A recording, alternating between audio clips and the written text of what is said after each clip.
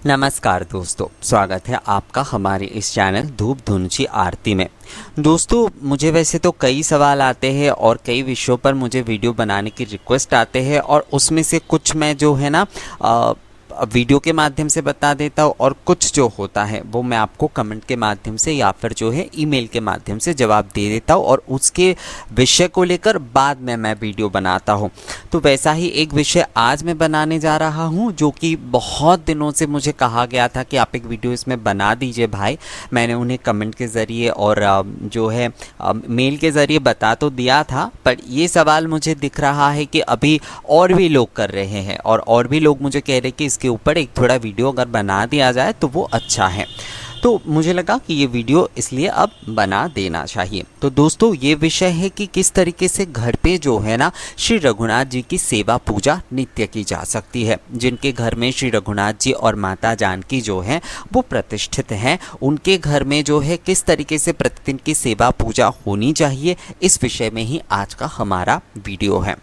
तो दोस्तों, रघुनाथ जी की पूजा करने के लिए सबसे पहले तो आपको एक बात का ध्यान जो है वो रखना होगा कि रघुनाथ जी की पूजा हमेशा या तो राम दरबार के सहित होता है या फिर जानकी माता के सहित। कभी भी जो है ना रघुनाथ जी के एकल पूजा नहीं होती है, यानी कि आप अकेले केवल रघुनाथ जी के फोटो रखकर पूजा नहीं कर सकते हैं। उनके साथ माता जानकी की पूजा करना भी ज़रूरी होता है, तभी वो पूजा संपूर्ण पूजा मानी जाती है। तो इसलिए जो भी चित्र में आप पूजा करें, आप चाहे मूर्ति में पूजा करें, आप चाहे शिला रूप में पूजा करें, आपको जो है ना माँ जानकी भी पूजा भी उनके साथ करना ही है। यहाँ पर मैं आपको मूर्ति में यानी घर के जैसे मूर्ति जो होते हैं, जो कि अलग से प्रतिष्ठा करने की ज़रूरत नहीं होती है, इसके ऊपर मैंने अलग सा वीडियो बना दिया है दोस्तों। मैं यहाँ पर विस्तारित उस विषय में कुछ नहीं कहूँगा। तो आप घर के मूर्ति में और जो है जो फोटो यानी कि चित्र रखकर जिस तरीके से रघुनाथ जी और माता जानकी की सेवा कर पाएंगे अब नित्य दिन, मैं उसी बारे में आपको यहाँ पर जानकारी दूंगा दोस्तों। तो दोस्तों, सबसे पहले जो चीज़ ज़रूरी है, जैसे कि मैंने आपको बताया कि रघुनाथ जी की पूजा माता जानकी के साथ होगी, उसी तरीके से आप जब भी रघुनाथ जी की पूजा से अपने दिन की शुरुआत कर रहे हैं ना, तो आप ये कोशिश करिए कि आप जो है ना सूर्य देवता को जल या फिर अर्घ चढ़ाकर ही उस दिन की शुरुआत करने की, क्योंकि इसके पीछे का कारण ये होता है कि जो श्री राम हैं वो सूर्यवंशी है और सूर्य जो है उनके कुल देवता हैं, उनके जो है कुल के आराध्य हैं। तो इसलिए सूर्यवंशी होने के नाते वो उनके पूज्य हो गए। तो आप जब भी जो है ना रघुनाथ जी की पूजा आप कर रहे हैं तो सर्वप्रथम जो है आप उनके कुल देवता की पूजा और आराधना यानी जल चढ़ाने के माध्यम से जो है अपने दिन की शुरुआत करिए दोस्तों। अब कुछ लोग शायद ये बोल सकते हैं कि अगर हम मंगल आरती से शुरू करते हैं तो मंगल आरती के बाद जो है सूर्य देवता को जल चढ़ाए या उससे पहले। नहीं, आप मंगल आरती पहले कर लीजिए, यानी जानकी रघुनाथ की आप जागरण आरती या फिर मंगल आरती जो भी आप कहते हैं, मंगल धूप अगर आप करना चाहते हैं तो आप वो कर लीजिए। उसके बाद जो है सूर्य देवता को जल चढ़ाइए और उसके बाद 9:27 या फिर कम से कम 10 बजे के भीतर जो है ना सुबह की पूजा को आप संपूर्ण करने की कोशिश कीजिएगा दोस्तों। तो सुबह के समय अगर आप जो है पूजा की विधि से चलते हैं, चाहे आप पंचोपचार पूजा कर रहे हैं, चाहे आप सप्त उपचार पूजा कर रहे हैं या फिर आप धूप पूजा कर रहे हैं, तो उसमें आपको सुबह की पूजा जो है ना वो 10 बजे के भीतर ही करना है। आप चाहे धूप पूजा में जैसे मंगल धूप कर रहे हैं या फिर मंगल आरती कर रहे हैं, तो वो आप एकदम सुबह के समय जैसे कि 4 बजे के समय आप कर सकते हैं, या फिर आप जो है उतने सुबह अगर नहीं कर पा रहे हैं तो आप 6 बजे भी कर सकते हैं दोस्तों, उसमें समस्या नहीं है। अब पूजा के विषय में आते हैं। रघुनाथ जी को जो है आप क्या क्या चढ़ाएंगे।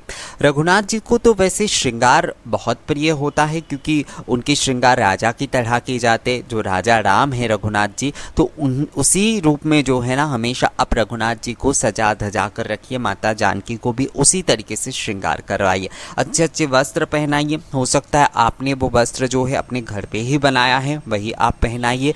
जो भी आपके सामर्थ्य के अनुसार ज्वेलरी होता है, मैं सोने चांदी की ज्वेलरी की बात नहीं कर रहा हूँ, और भी ज्वेलरीज मिलते हैं बाज़ार में भगवान के श्रृंगार के लिए, आप वो भी चढ़ा सकते हैं। उसके साथ साथ अगर आप चाहते हैं कुछ सोना या चांदी के कुछ कोई एक आध गहने पहनाना भगवान को, तो आप वो अपने हिसाब से कर सकते हैं दोस्तों। वो हर किसी के अपने अपने विषय होते, तो उसी तरीके से जो है ना आप श्रृंगार कर लीजिए। श्रृंगार यहाँ पर बहुत ज़रूरी है, ये विषय आप बहुत ध्यान में रखें।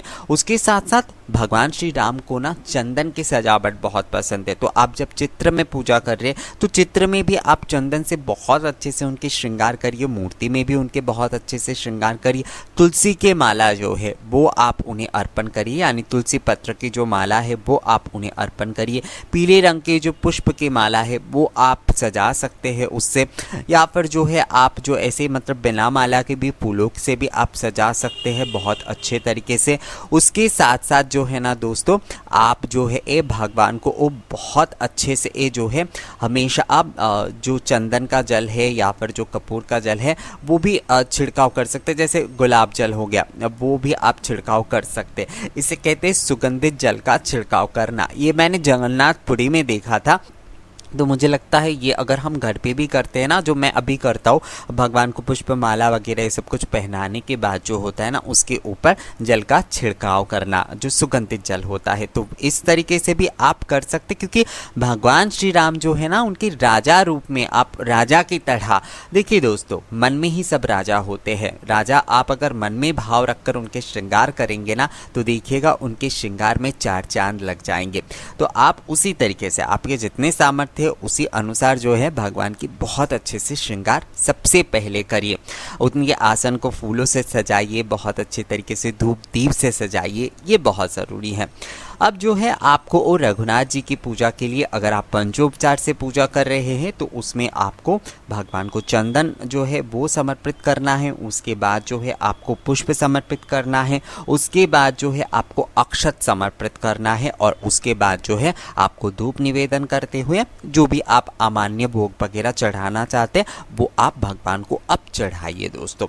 यहाँ पर अक्षत को लेकर कई सारे लोग पूछते हैं कि क्या अक्षत चढ़ा सकते हैं, क्योंकि श्री राम भी तो विष्णु के अवतार है। तो देखिए दोस्तों, केवल आप जो है ना शिला रूप में जब विष्णु जी की पूजा कर रहे हैं, शालिग्राम रूप में, यहाँ पर राम शिला के रूप में जब आप पूजा कर रहे हैं तो शिला रूप में जब पूजा करेंगे, शिला के ऊपर अक्षत का प्रयोग नहीं होता है। पर वैष्णव मैंने जितने जनों से बात किया है उनका कहना है कि मूर्ति में या फिर कलश में या चित्र में जब हम श्रीहरि की पूजा कर रहे हैं तो उसमें अक्षत का इस्तेमाल करने में किसी भी प्रकार की कोई मनाही नहीं है, पर कोरे अक्षत जो है वो भगवान को नहीं चढ़ाने चाहिए। हल्दी वाले जो अक्षत होते या फिर चंदन मिश्रित जो अक्षत होते वो अगर हम भगवान को चढ़ाते हैं तो वो ज़्यादा अच्छा होता है, क्योंकि प्रभु को जो है ना पीले रंग और चंदन जो है वो बहुत पसंद होता है। तो आप उन्हीं के अक्षत जो है भगवान को अर्पण करिए। जिस तरीके से आप रघुनाथ जी की पूजा करेंगे बिल्कुल उसी तरीके से जो है ना आपको जानकी माँ की भी पूजा करना है। जानकी माँ को आप श्रृंगार के कुछ सामान वगैरह भी चढ़ा सकते अगर आप जो है चाहते हैं चढ़ाना, या फिर जो है ऐसे ही नॉर्मल जो पंचोपचार पूजा है उससे आप पूजा कर सकते, या फिर जो धूप पूजा है उसमें भी आप पूजा कर सकते। धूप पूजा में अलग से नैवेद्य नहीं होगा, पर जो धूप आप निवेदन करेंगे उसमें गुड़ और घी का इस्तेमाल आप ज़रूर करिएगा। ये बात आपको ध्यान में रखना है कि जब आप नित्य पूजा में धूप निवेदन कर रहे हैं, केवल धूप पूजा के माध्यम से पूजा कर रहे हैं, तो उसमें गुड़ और घी का इस्तेमाल ज़रूर करिए दोस्तों। ये बहुत ही अच्छा होता है, जिसे नैवेद्य धूप कहा जाता है। तो इस बात का आपको ध्यान रखना है दोस्तों। अब धूप में आप जो है तुलसी के पत्तों का धूप भी कर सकते, तुलसी के काष्ठ का धूप कर सकते रघुनाथ को। उसके साथ साथ गुग्गुल के धूप कर सकते हैं, राल के धूप कर सकते, चंदन के धूप जो है वो बहुत ही अच्छा होता है। षडंग धूप या फिर अष्टांग धूप भी आप कर सकते हैं दोस्तों, क्योंकि भगवान को धूप के सुगंध बहुत ही प्रिय होते हैं। और देखिए, क्योंकि श्री राम जो है ना उन्हें राजा के रूप में उन्होंने अवतार लिया था। वैसे तो वो पुरुषोत्तम है, राजा के रूप में सिर्फ उन्हें कहना यहाँ पर मुझे लगता है उनके उस विषय को जो है वो थोड़ा छोटा करना हो जाता है। वैसे वो पुरुषोत्तम है, वो हमारे हर इंसान को जो है ना एक आदर्श सिखाने आए थे। तो फिर भी वो राजभवन के इन नियमों से जो है वो चलते थे, और उनका श्रृंगार, उनका जो साज सज्जा, जो भी हमारे सामने जो चित्र हम देखते हैं ना वो एक राजा रूप में हम देखते हैं। वो हमारे हृदय के राजा ही तो है ना। तो रघुनाथ को जो है राजा रूप में आप जब श्रृंगार कर रहे हैं, उसी तरीके से जैसे राजभवन में हर समय धूप के सुगंध से रखा जाता है, तो उसी तरीके से आप अगर उस भावना से थोड़ा अगर आप पूजा करेंगे ना दोस्तों, तो देखिएगा आपका घर जो है ना वो एकदम अयोध्या जैसा बन जाएगा। तो रघुनाथ जी को जो है आपने इस तरीके से श्रृंगार करके धूप वगैरह आपने किया। अब आरती उनके करने हैं। आरती में आप धूप पंच निराजन से आरती कर सकते, यानी कि धुनुची धूप से जो है आप आरती करिए। उसके बाद जो है आप घी के पंच दीपक से आरती करिए, जलपूर्ण शंख से आरती करिए, पुष्प से आरती करिए, चांबड़ या फिर पत्तों के माध्यम से हवा देकर जो है आप आरती कर सकते। इसे धूप पंच निराजन कहा जाता है। केवल जो है धूप दीप से और प्रणिपात के साथ भी आप आरती कर सकते हैं। उसमें आपको धुनुची धूप का इस्तेमाल करना है, उसके आपको पंच दीपक का इस्तेमाल करना है और जो है आपको स्तव के साथ प्रणाम करना है। शंख ध्वनि जरूर करिए। शंख ध्वनि जो है वो एक ओमकार ध्वनि है और रघुनाथ को शंख ध्वनि जो है ना वो बहुत प्रिय होता है। साथ साथ आप अगर जो है प्रतिदिन की पूजा में एक अगर जो है आप रामचरितमानस का श्लोक पढ़ पाते हैं या फिर जो है ये श्री राम चालीसा का पाठ कर पाते हैं तो ये बहुत ही अच्छा होता है। अगर प्रतिदिन नहीं भी कर पा रहे हैं तो कम से कम गुरुवार के दिन या फिर जो है किसी विशेष पूर्णिमा के दिन जो है आप ये पढ़ सकते हैं दोस्तों। पर मैं कहूँगा अगर हो सके तो प्रतिदिन एक श्लोक जो कि रामचरितमानस का है वो अगर आप पढ़ते हैं तो ये आपके लिए बहुत ही कल्याणकारी होता है, क्योंकि उससे पूजा के साथ साथ आपको जो है ना रामचरितमानस का ज्ञान भी मिल रहा है, जो आपके जीवन को बहुत ही उत्तम और उत्कृष्ट बनाएगा दोस्तों। तो इस तरीके से जो है नित्य पूजा आपको करना है। ये सहज और सरल पूजा है, क्योंकि नित्य पूजा में हम बहुत आडंबरता नहीं करते हैं। हम बहुत सहज और सरल तरीके से ऐसे पंचोपचार से, शब्द उपचार से या फिर जो है धूप पूजा के माध्यम से और आरती के माध्यम से ही हम पूजा करते हैं।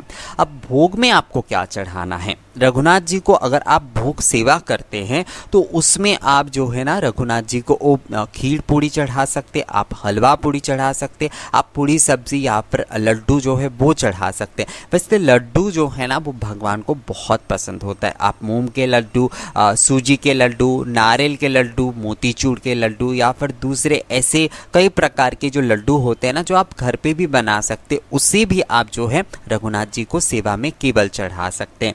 बहुत सारे लोग खिचड़ी का भी भोग लगाते हैं। बहुत सारी जगह पर मैंने देखा है खिचड़ी के साथ 5 तरह के सब्जी जो होता है वो चढ़ाया जाता है, खीर चढ़ाया जाता है।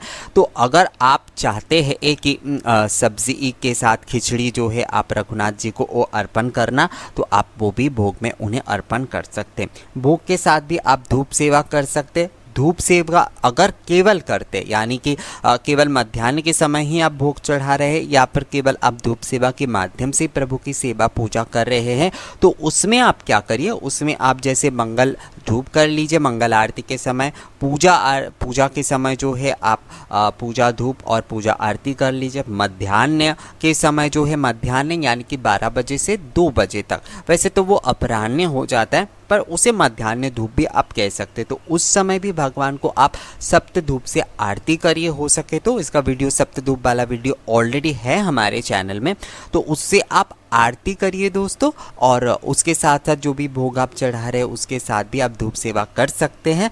तो ये मध्याह्न धूप के बाद आप उद्यान धूप कर सकते हैं जो कि 4 बजे होता है, या फिर जो है आप एक बार में जाकर संध्या के समय संध्या धूप और आरती कर सकते हैं। तो 4 बार आपको धूप सेवा करना है। अगर आप धूप सेवा करना चाहते हैं तो आपको सुबह करना है, आपको पूजा के समय करना है, मध्याह्न में करना है और संध्या के समय करना है। आप भोग सेवा अगर करना चाहते हैं तो भोग सेवा भी इन समयों पर कर सकते हैं। जैसे सुबह के समय आप माखन मिश्री या फिर बतासे का भोग चढ़ा सकते, पूजा के समय आप फलों का भोग चढ़ा सकते, मध्याह्न के समय आप अन्य पूरी सब्जी ये सब कुछ चढ़ा सकते, और संध्या आरती के पहले जो है ना आप लड्डू वगैरह मिठाई वगैरह ये सब कुछ भी भोग में चढ़ा सकते हैं। तो ये आप चढ़ाइए दोस्तों, और हमेशा भोग में आप तुलसी पत्र का उपयोग ज़रूर करिए। तो इस तरीके से जो है ना रघुनाथ जी की नित्य पूजा सेवा बहुत ही आसानी से आप कर सकते हैं। पर ध्यान आपको रखना है, रघुनाथ जी के पूजा में आपको जानकी माँ की पूजा भी संपूर्ण करना है। अगर आप रघुनाथ जी के साथ माँ जानकी की पूजा नहीं करते हैं तो वो पूजा जो है ना वो कभी भी पूर्ण पूजा नहीं कही जाती है। तो आप केवल अगर आरती भी करते हैं, यानी कि दिन में 4 बार केवल आप आरती के माध्यम से पूजा करना चाहते हैं, वो भी वैसे एक प्रथा होता है कि केवल जो है हम दिन में 4 बार, जैसे कि मंगल आरती हो गया, पूजा आरती हो गया, मध्याह्न आरती हो गया और संध्या आरती हो गया, इन 4 बार केवल जो है धूप दीप से आरती यानी धुंची धूप और पंचदीपक से आरती के माध्यम से ही हम जो है सेवा पूजा करेंगे, यानी आराधना बोल सकते आप उसे, आराधना हम करेंगे रघुनाथ और माता जानकी की। तो उसमें भी जो है ना आपको हमेशा जो चित्र लेना है वो आपको माँ जानकी के साथ लेना है, या फिर राम दरबार वाला लेना है, या फिर जो है दोस्तों आप अगर मूर्ति भी ले रहे हैं तो उसमें जानकी माँ की उपस्थिति बहुत ज़रूरी है। आप कलश स्थापना करके भी पूजा कर सकते हैं केवल, पर उसमें भी आपको माँ जानकी की पूजा करना चाहिए, यानी कि कलश में आप रघुनाथ जी की पूजा के बाद जो है माँ जानकी भी पूजा अवश्य करें दोस्तों। तो दोस्तों नित्य जो आप रघुनाथ जी की सेवा पूजा करेंगी उसके बारे में यही था एक सहज और सरल विधि। आप लोग किस तरीके से करते हैं, या फिर मेरे इस वीडियो को देखने के बाद आप क्या क्या सवाल आपके मन में हैं और किस तरीके से आप करने के बारे में सोच रहे हैं। क्या आप केवल पंचोपचार से ही रघुनाथ जी की सेवा करते हैं, या फिर आप अपने घर में धूप पूजा करते हैं, आप केवल आरती के माध्यम से सेवा करते हैं, या फिर धूप सेवा भी करते हैं? तो मुझे आप वो सारी चीज़ें कमेंट्स करके ज़रूर बताइएगा दोस्तों। और ये वीडियो अगर अच्छा लगा है तो इसे लाइक और शेयर कर दीजिएगा, और साथ में मिलेंगे आपसे अगले वीडियो में नए किसी जानकारी के साथ। तब तक के लिए नमस्कार।